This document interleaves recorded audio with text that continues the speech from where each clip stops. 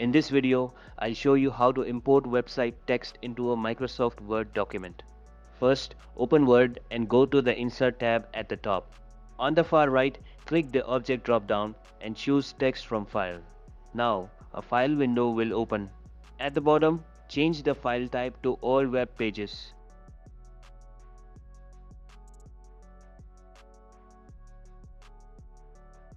Next, go to the web page you want to import.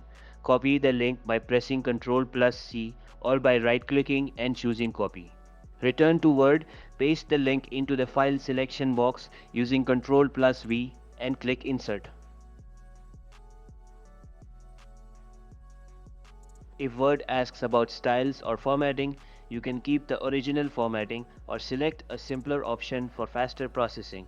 Once done, the text from the web page will appear in your Word document. If you found this video helpful, give it a like. For more tech videos like this, subscribe. Catch you later.